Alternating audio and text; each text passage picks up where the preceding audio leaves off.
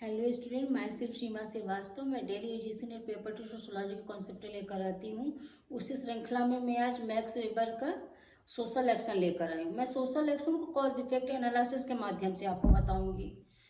पहला तो मैं उनकी परिभाषा अगर शुरू करना चाहूँगी इस बात को कि वो जो सामाजिक क्रिया है मैक्स वेबर की, वो एक तरह से विश्लेषण है।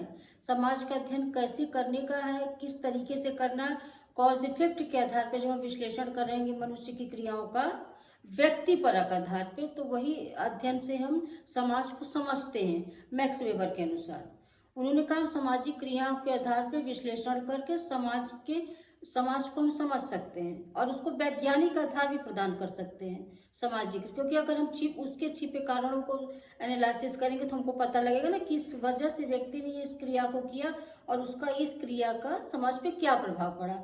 यह एनालिसिस मैं आपको बताने वाली हूँ। और इससे आगे मैं ये बताना चाहूँगी कि इसके 4 प्रकार, सब एकदम ये बेसिक कॉन्सेप्ट है, बेसिक सवाल है कि इसके 4 प्रकार हैं, वो भी मैं बता देती हूँ।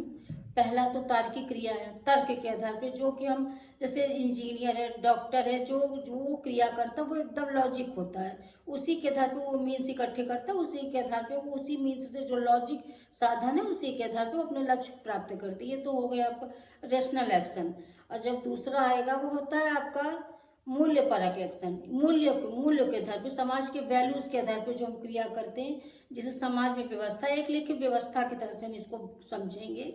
और जो तीसरा है वो भावात्मक, जैसे कि इमोशंस के आधार पे जो क्रिया करते हैं उसकी भी कारण कॉज इफेक्ट के आधार पे हम समाज को समझते हैं। और जो चौथा है वो पारंपरिक है, रीति रिवाज के आधार पर हम सामाजिक क्रिया को समझते हैं। ये तो इनके 4 प्रकार हो गए।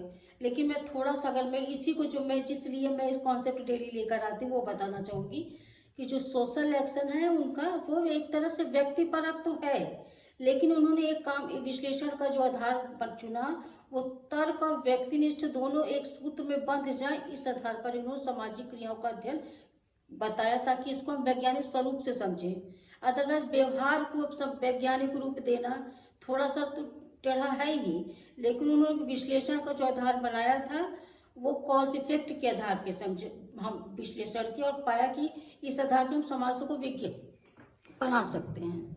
जैसे मैं और अच्छी तरीके से अगर आपको बताऊं कि जैसे मान लीजिए कोई हम क्रिया कर रहे हैं, हम कोई रेशनल क्रिया कर रहे हैं, उसके जो कारण है, किस कारण हम करें, हमें इंजीनियर बनना है, हमें कलेक्टर बनना है, हमें प्रोफेसर बनना है।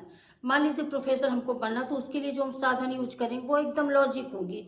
और जो लॉजिक हम कैसे मापें कि ये लॉजिक है, उसको मापने का तरीका जिस साधन से जिस तरीके से हम यूसिनेट क्रैक कर रहे हैं वो एकदम लीगल हो, एकदम मूल्य, एकदम रेशनल और विवेकपूर्ण तरीके से, यानी जान एकदम सिस्टमेटिक तरीके से हमने अपने लक्ष्य को प्राप्त किया, क्रिया किया और हमने यूजीसी नेट का पेपर क्रैक किया।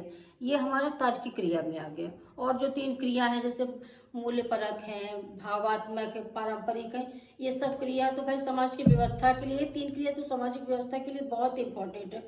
और इसके पीछे कारण यही होता है कि हम समाज में रहना चाहते हैं। यही इनके विश्लेषण का आधार था। सोशल एक्शन में अगर आप डेप्थ जाएं तो सोशल एक्शन मेन है उनका समाज शास्त्र का विश्लेषण, वो सामाजिक क्रिया पे कॉज इफेक्ट के माध्यम से करना चाहते हैं। यही मैं आपको बताना चाहती हूँ। और एक चीज मैं और बताना चाहती हूँ, अगले सेशन में यही आदर्श प्रारूप के रूप में ही मैं मैक्स वेबर का अथॉरिटी लेकर आऊंगी, उनके उसके प्रकार, उसका डेप्थ नॉलेज कि क्यों उन्होंने ये आधार क्यों लिया, ये मैं बताना चाहूंगी आपको। धन्यवाद, नमस्ते।